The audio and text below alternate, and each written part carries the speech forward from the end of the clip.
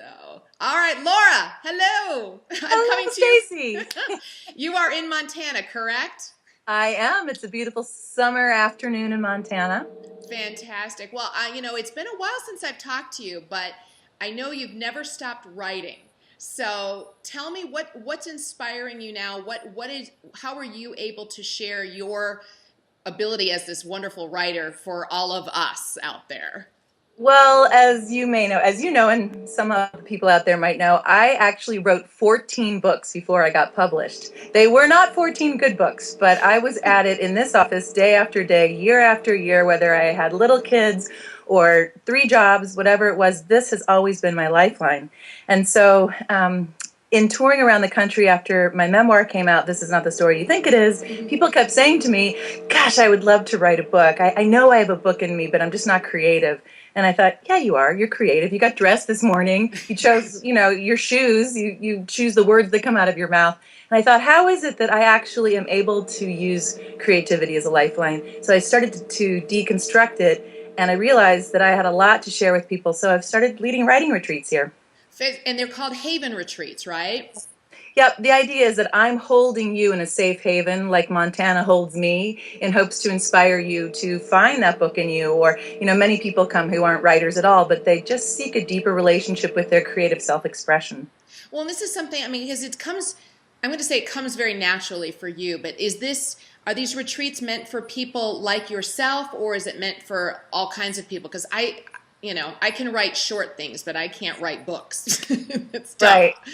Well, that's a great question. So I designed the retreat that I would want to go on. I wouldn't want to go on a retreat with strictly, published authors. That sounds scary to me. Nor would I want to go on a retreat with people who never wrote at all and who were just very green at the whole thing. So really, the retreat is designed to meet you where you are in your creative process. So I have some people who, I have a 75-year-old woman who wants to write a memoir about her life and the woman that she has been, not just the mother, for her adult sons. She has no interest in having it be published.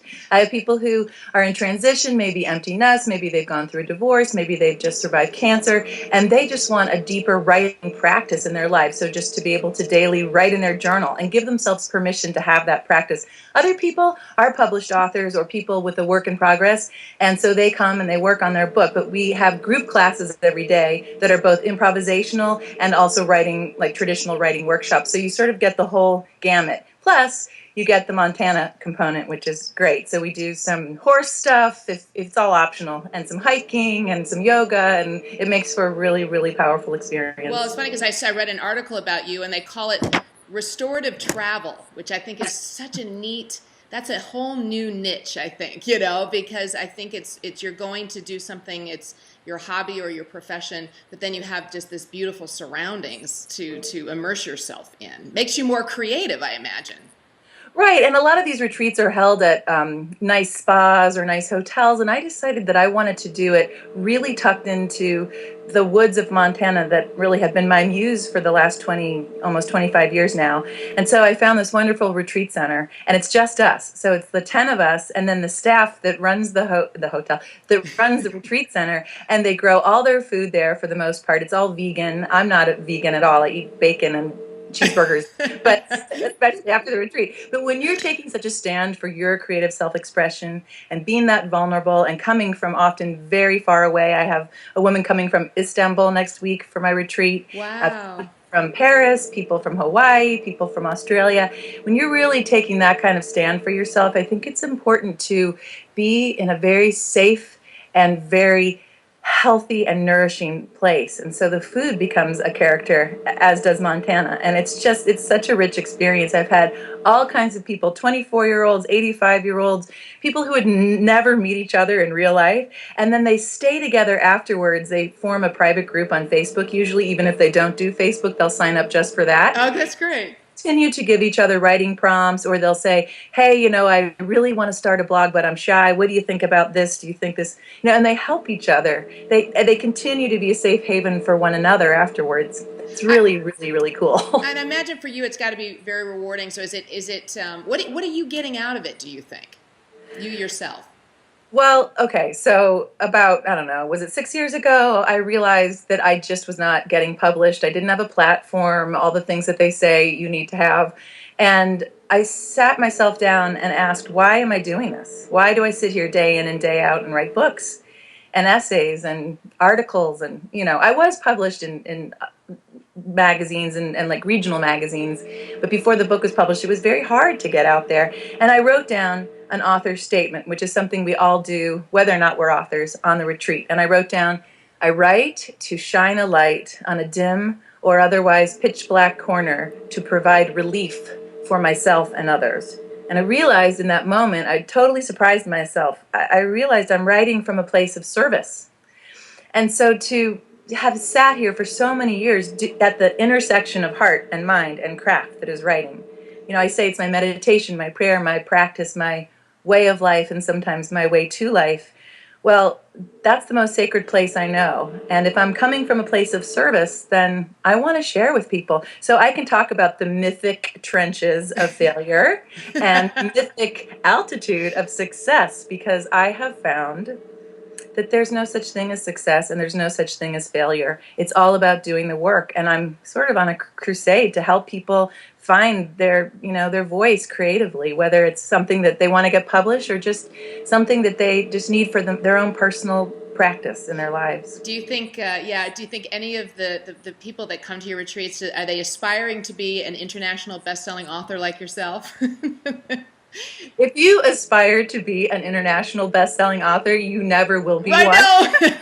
It's like, it's like too daunting, or it's putting too much of a blocking in your way, I would think, The book that I got published, I never thought would get published. I never in my wildest dreams thought I would be running around talking about my life, because the book is a memoir. The entry point is a marital crisis, but the book is really about how to find emotional freedom when society says you should be an emotional victim. Yeah. It's about not buying into that idea that somebody can make you mad or make you sad or make you feel guilty. It's like playground politics 101. It's like the truth is that our emotions are our choices, and we have choices no matter what's going on in our lives. So you can take crisis and turn it into creativity. I think it should be right up there with diet and exercise. Diet, exercise, and creativity.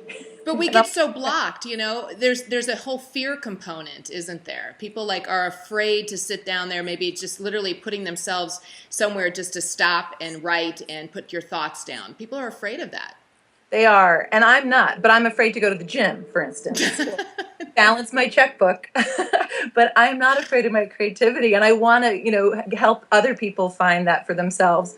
And so we do a lot of work about getting unstuck. And, I do the same exercises that we do at Haven with the fifth graders when I volunteer at my kids' middle school. Oh, that's great. Those fifth graders, they're so alive. They can't wait to do it. Whereas then even in the seventh grade, they already are raising their hand like, oh, am I going to get graded on this? Or is this right? Or is this wrong? At Haven, there's no right, no wrong, no good, bad. No good, no bad, and no commentary in the morning class. So it's all about playing.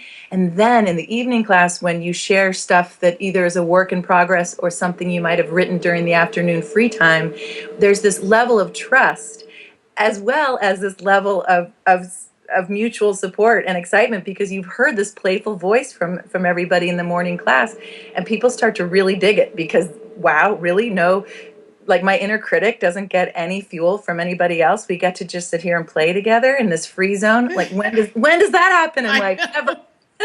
Not as adults. And to have that beautiful scenery as your backdrop, that's the best thing I think ever too. How can people get into one of your retreats? Because you've done several so far over the past year.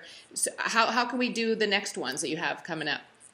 Well, I've actually done 6. I did one in Mexico, and then one on the Oregon coast, and then one in Chicago. They were sort of like mini Haven retreats. And then I realized I live in Northwest Montana near Glacier National Park, which is it's like Google Mountain Majesty, and up will come those. I'm so jealous. It's like quite beautiful there compared to Las Vegas right now.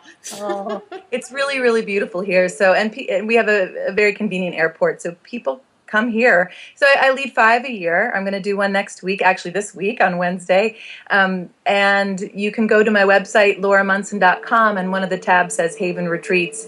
And there's a small application process, but for the most part, people who are supposed to come find this retreat. And it's just been a total gift to me to help facilitate change in people. And so this will be, I've got one in August, and 2 in September. The Great. the second one in September is full, but there's still some spaces for August and the early one in September, and then I'll be doing them in 2014 as well. Fantastic. Well, I'm sure they're extremely rewarding experiences, and yeah, you're breeding a whole new generation of wonderful writers. I imagine, right?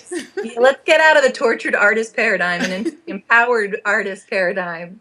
Fantastic. Well, Laura, thank you so much for your time. It's great to talk to you again. Don't hang up, but I just want to thank you so much for joining us on a little Women's Eye update on you. It's always Thanks, great to see you. thanks for your support. Thanks, Laura.